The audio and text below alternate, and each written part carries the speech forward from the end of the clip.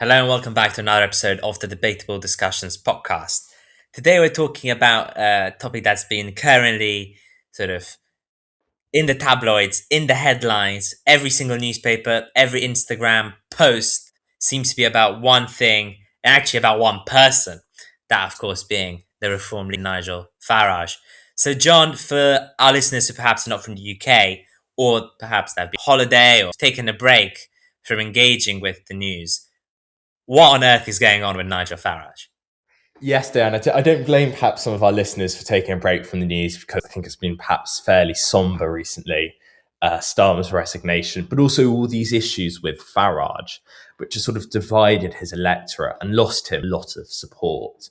So I think the story starts with a £5 million donation given by a Thai crypto billionaire, a Thai British crypto billionaire called Christopher Harborne. He's made his money in sort of lots of financial ways, some perhaps slightly more official, one could say, than others. I think he's recently been traced, I saw, to sort of a Montenegrin crypto firm, Right. which lobbies Farage. But nonetheless, Christopher Harborne gave Farage a £5 million donation, which around the time Farage was campaigning in the 2024 elections. The controversy with this is that Farage never declared it as a gift, claiming that it was for his personal security. Well, something which no one is sure. There is no way of verifying. So literally, who knows? I mean, I think there's been rumours that he used it to put a deposit on his house and not for his personal security. But as I said, no one knows. So fairly suspicious. Yeah, I think definitely, and suspicious is sort of a nice way to put it. Yeah. But it started as saying it was for his personal security, but then the conversation quickly moved on as these sort of details were coming, as you've said, about him buying a house very quickly after receiving this money, and then saying it's a person for my security because I'm the most attacked politician in the UK. That's frankly not true, firstly. I suppose. I think there's two MPs that were assassinated, and but in fairness, I think he's got some sympathy though, because there's been a recent murder of an MP of his party. Yeah, I think. I mean, I am very, very sceptical that the money perhaps was being spent on security, but I think the safety of MPs is not probably good enough. I mean, you see a member of his party's, unfortunately, Anne Whitaker, recently been murdered. His daughter's had press at her house. I think he's caught photographers in his garden. So I mean, he has posted a house for years and years and years on his Twitter as well. So, but I mean, I definitely think he needs security, but I like you, Dan. I'm extremely skeptical that all that money is being spent on security. Yeah, and then from the security, we moved on to it's a gift for campaigning for Brexit. Yeah, and then from a gift for campaigning for Brexit, they moved to it's an unconditional gift. I can spend it on Ferraris if I want to. End quote. And sort of, what's it got to do with you? Why do you care? It's my money. But I think, as you've said, the controversy is he hasn't declared his money. And I'd like to sort of rewind back just before when Keir Starmer declared some sunglasses, some glasses, a suit from Lord Ali, and Nigel was losing the plot. He was going on and saying how, this is corrupt. No one gets money for no reason. Yeah. And clearly there is something going on and there should be an investigation. Now, Starmer did the due diligence and declared it in time, in a timely fashion. Farage decided not to go down this route. And I wonder what you think, John, about that. Why do you think he hasn't declared? Yeah, I mean, I think he hasn't declared it down, frankly, because, like you, I'm slightly skeptical what he's doing with it. He doesn't want to make it official. He wants to sort of keep it slightly covert. More recently, though, Times investigation has found that he's received almost sustained financial support from someone called George Cottrell. And that's what's recently actually ignited fire about the donation scandal for Farage. I think people were, frankly, very skeptical when Harborne's £5 million donation came in, for a reason which I'll later allude to. But recently, his actually very close connection with a convicted fraudster called George Cottrell has been highlighted. Posh George. Yes, Posh George, they call him. And I mean, George Cottrell's extremely dodgy. as I mentioned, Farage was alongside him at the airport when George got arrested for money laundering in the States after an FBI sting, I think. Yes. He's been involved in lots of sort of crypto schemes, sort of, I mean, probably legal, but there's always a slight Well, sense of dodginess, yeah. but involvement in sort of gambling syndicates and professional gambling. So, I mean, extremely dodgy. And he's been donating Farage lots in terms of accommodation. I think where it's even more worrying is people don't give £5 million or lots and lots of money for nothing. They Yeah. always want something in return. And both of these figures are at the heart of this slightly sort of grey zone crypto world that is emerging. They're both big figures in this.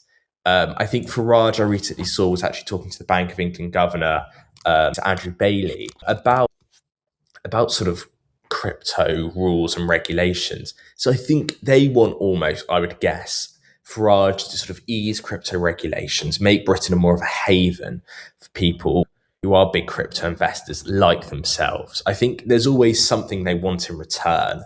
What it is interesting, but I think really they have a lot of influence over Farage, which is worrying. What do you think, Diane? Yeah, absolutely. So, firstly, to just give a bit of background on this sting operation by the FBI, George Cottrell was laundering money through crypto. I think it was Bitcoin, but definitely cryptocurrencies. And he thought that these drug dealers, he said, give me 20,000, I'll launder it through crypto and it'll be fine, it'll be clean. And when they did that, he said, look, I want another 80,000, Yeah, probably taking commission out of it. I want another 80,000 or I'm reporting you to the FBI.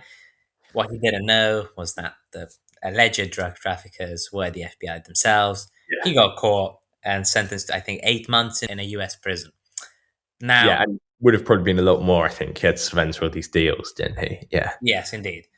Now, he has given Farage use of accommodation in the sort of central London area. And Robert Jenrick and Nigel Farage have said that this is George Cottrell being a friend of Nigel and giving yeah, accommodation as a friend. I'm not sure on what the parliamentary regulations are on friends giving lodging. That's for them to decide.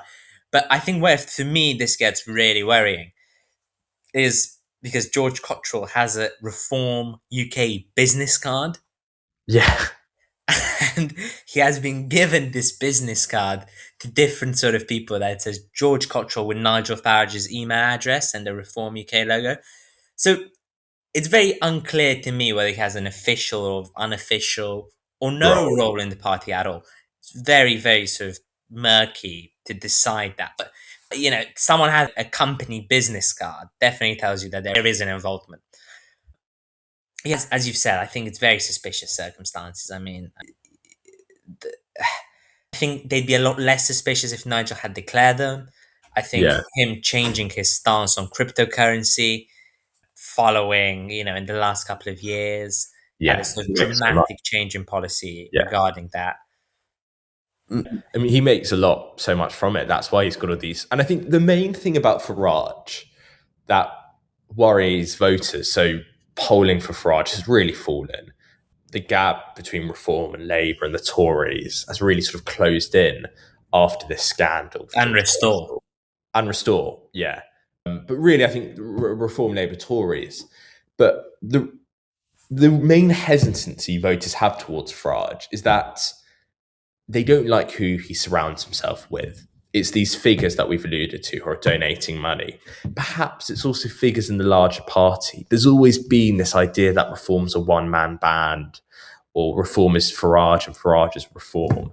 And I think that's probably true. People aren't as keen, frankly, on Richard Tice or Robert Jenrick as they are with Farage. That's always been shown, I think, through polling. Farage is the popular figure of Reform.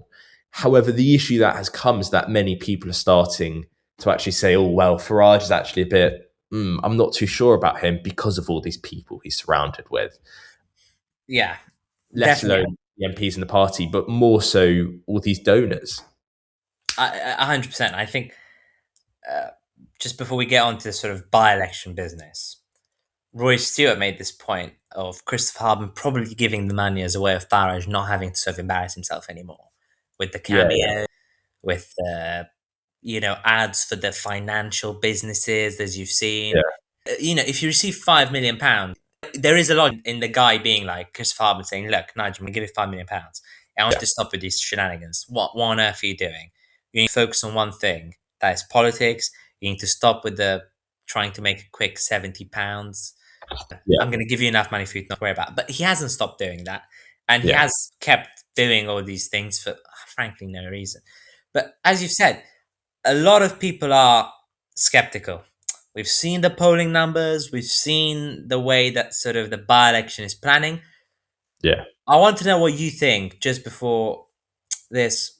What do you think about Labour, the Tories, the Lib Dems, the Greens, and Restore UK not contesting this by election, saying it's a bit of a joke? And the candidates are now a guy who was kicked off Married at First Sight for getting in a fight. Count Binface, of course, the intergalactic space Yeah. warrior from Sigma 9, Nigel Farage, and a bunch of other people who, have the same sort of status as a novelty candidate. I mean, there's no people who are really serious about running, from what I can gather. Well, I mean, so Farage, with this donation scandal and a future sort of parliamentary inquest, he decided to resign as an MP for Clacton. I think the way he did this press conference was that he said that sort of at the start, and then a bit later, he allowed the newspapers to get out their message that Farage resigned. And then a minute later, he said, well, he's actually standing the by election. And so Farage is doing this almost, I think, I'm not entirely sure how it works, it's sort of slightly technical, but to almost circumvent parliamentary commission standards commission into his activity and to sort of make it not all about what Parliament thinks, but he was trying to sort of shift it to saying, well, I'm popular enough in Clacton, that doesn't Indeed. matter. Indeed. Not that, though, that represents the whole country at all. But so Of that course. was his move. However, rightly, all the other parties in the UK realised it was a sort of total farce. It was a total joke. Yeah. It only worked for Farage if it was going to be a real by-election, which he probably had a good chance of winning, frankly. But Yeah. then everyone called it a farce and actually almost worked quite well because every party decided not to stand. And that means that it was Farage, as he said, down against Count Binface, this is his current rival. And And apparently, someone who got kicked off Married at First Sight for being in a fight on live TV. yeah. And I mean, it was just, especially with Count Binface, I think they were saying it's just a joke if Farage, his party now seems bizarre now that Farage may have to debate someone wearing With a a bin on bin. their face, trying just to make fun out of him, literally. So it's backfired on Reform, I think. He'll win. I But think yeah, it's backfired on Reform, this whole thing. And I frankly, I think 100% agree with you. investigated like anyone else should be. It's, But yeah, yeah, I mean, even if he wins the by election, he's just delayed the inquest. It's yeah, still going to happen. yeah. What I found surprising actually was that Rupert decided not to send someone to stand. Yeah, I suppose, yeah. I thought that was quite surprising, to be fair. But you know, because the other parties haven't taken debate, now the sort of reform people are going like, yeah, they're scared. Yeah. Like, I don't think that message is landing very well. I think the message that's landing much better is that, look, you called a completely unnecessary by-election Yeah. without giving people the actual facts. Yeah. So we don't know what on earth is going on. And we don't like that. And how do you think reform would do without Nigel Farage? I mean, I'm very, frankly, optimistic of how they would do without him. I think they would go back to 5% and not a threat to our way of living anymore. But how do you think that would go?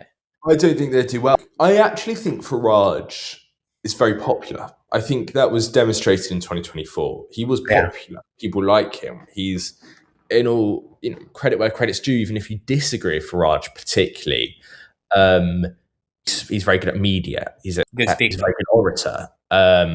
He sort of in 2024 was almost very good at finding a way to sort of wedge the Tories and Labour, perhaps strategically, politically. He's very clever in that sense, from a political strategy sense. In many ways, he's a very devoted politician, even if you disagree with him. But I think that was perhaps the 7th general election he contested in 2024. So, yeah, but what is not popular to the same extent are his donors, for example. And actually, I think the party around him. People have always voted for reform, it seems, because of Farage, largely that is. Not for almost the people around him. I'm not sure if Robert Jenrick, frankly, is. I mean, Robert Jenrick doesn't have the same level of support as Farage, hence Robert Jenrick couldn't become leader of the Conservative Party, Well, I I mean, yeah, think. exactly. So really, if Farage falls, I think reform also does fall as well. Perhaps some will go back to the Tories, perhaps a certain more extreme sect, unfortunately, gets pushed over to restore. But it does help the Tories. If you look at the polls, the Tories have been rising. They are rising, the Tories. So it will help a bit for Farage, for the Tories. But it will be interesting. It's really made me think. If you ask me in 2020, I was going to say 2026, we're in that. If you ask me in 2025, who would be the Prime Minister in 2029, I felt like it was going to be Farage because that's sort of the way it was going. He was rising, he was leading the polls. But actually, if you ask me now, I'd be far more hesitant to say Farage. I'd honestly say I don't know. It's hard to know. We can discuss him now, Diane, but we've got Andy Burnham. I mean, frankly, Yeah, no one knows what it's going to be like because he's yet to be prime minister. That will yeah. be in the coming days when this was released. There's a lot of pressure on Farage. How can he navigate him out of a situation where perhaps there is no win? And there's a big opportunity for the Tories, equally people like Kemi Badenoch, to see how can she weaken Farage's support base, attack him. I think it's very difficult. But Yeah, I think number one, what we definitely need to say is that this is an opportunity for everyone. yeah, Everyone. Apart from the Lib Dems, really. Everyone can get something out of this. Definitely the main people that you said are the Conservatives and Restore. I think Labour yeah, can get some votes. yeah, I think it's obviously not great for Labour because the sort of right wing vote is going to be a yeah, bit more. But, it's actually, everyone I think has something to gain. The Greens has something to gain, everyone's got something to gain. I think, as you've said, without Farage, reform crumbles because yeah, Robert Jenrick, Richard Tice, uh, Zia Yusuf, I mean, yeah, none of Swala Braverman, none of these are people who the country can rally up behind. None of them have the yeah, same sort of skill set that Nigel has. Even if we disagree with him, as you've said, yeah, you gotta give him credit because yeah. he's got that silver tongue. I think the way to go right now for the Conservatives is to return back to common sense. It's to stop with this whole trying to move further and further right to start overlapping with reform. Is they need to move back to common sense, back to the center right, and back to being a sort of force for economic growth and to leave a bit of this discourse behind that they've been trying to employ. I mean, I've seen, I think what I've seen from the Conservatives is that they're trying to get a bit more aggressive. They're trying to get. I don't think it works. I think you're never going to be able to beat reform and restore in that game. I think you have to go back to common sense and you've got to rip that side of reform that has just had enough. They've had enough, but they're Yeah. not on a warpath. Those who are on a warpath will never come to Conservatives. They're just going to go to restore. And if I was Kenny Badenoch tomorrow, I would stop making sort of bad taste questions in PMQs. On the other hand, I think they've got a decent policy agenda that doesn't get enough publicity, definitely not enough as it should get. They need to go out there with the energy, defense, and they need to start being very, very clinical opposition, which I I think haven't they seen all. from them at the moment. I think. I think that Kemi's really been renowned for quite a while now for being very good at PMQs. Yeah, yeah, He's really good at PMQs and Parliament. And I mean, I think the Tories have always been, with Reform and Labour, the party of almost fiscal responsibility. I yeah. know that reputation was slightly endangered perhaps by the fact that they weren't trust, yeah, and they weren't the greatest fiscally in office. But they have always been the party of sort of more economic growth, less taxation. No one's sure, obviously, where reform stands on that. And equally for Labour, likelihood is that with Burnham there'll be more taxation, sort of like with Starmer. So I think they've always been a party of sort of more fiscal responsibility, more economic growth. Kemi's been doing well. In my opinion, I think the Tories have lacked because they've almost been squeezed out of what is a two-party system by Yeah. reform. And now the Tories will be able to, they need to sort of squeeze themselves back in. It's like with the Lib Dems in the coalition, they felt really squeezed out by the Tories. They felt it was all Tory Labour, and the Lib Dems were always the sort of the last choice for sort of for the BBC to do an interview. They really wanted either the Tories or Labour. And I think the Tories have almost fallen into that sort of third place position a bit.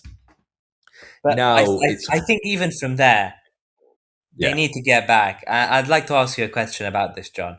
What would you do today if you were Kemi Badenoch in this situation? What would your three things be? How would you approach actually trying to get back some electorate from reform, but also trying to get back some electorate from Lib Dems, trying to get a bit of electorate from people who've just stopped voting? There are people who I think who are voting Conservatives and they just say, I'm not voting.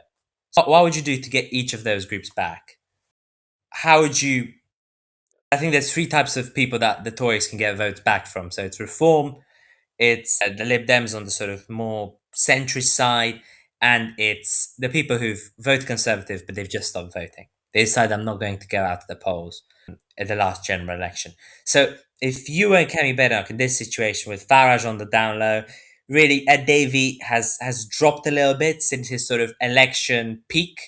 So what would you do? What are the things you do to get each of these voter groups back on site and try to get back some To be honest, votes? I think actually the Tories just need to do what they do. I think they need to be strong in the sort of media front, social media, attacking Kieran PMQs or attacking Burnham and PMQs.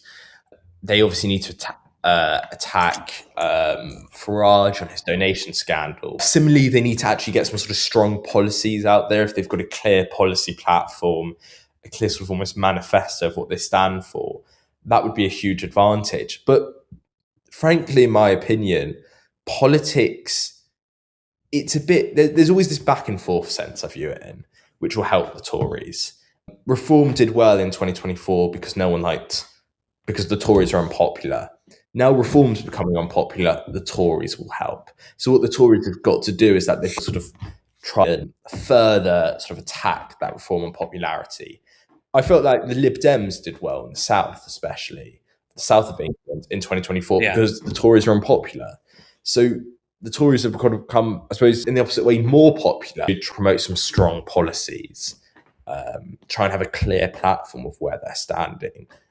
They almost need to focus on themselves in a way. If they're doing a good job, it only helps. They've then sort of have a bit of luck.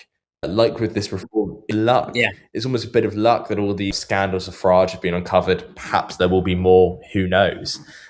So it's almost, there's a bit of luck, there's a bit of back and forth, but the Tories have just got to capitalise off it. Burnham's about to be in office. If Burnham's an excellent prime minister, it's not going to help the Tories. But if Burnham isn't, No, if definitely. Burnham isn't though, it's how they capitalise off that. It's how Kemi attacks him. If Kemi's got a strong platform which opposes him, that helps. So as I said, there's all these external forces. It's almost how they capitalise off it. What do you think, Dan, to sort of conclude the episode? Yeah. I think it's a big opportunity. And I think if I were them, I would go on Yeah, energy. net I zero. think Yeah, it's a big topic and it's a topic that Conservatives can actually attack. They've got a decent sort of agenda on it already. It's not like they are waking up and choosing something entirely new. They've sort of been established in that sex, trying to promote different things, some better, some worse, obviously. I would just urge them to go back to common sense. Stop it with the immigration yeah. witch hunt.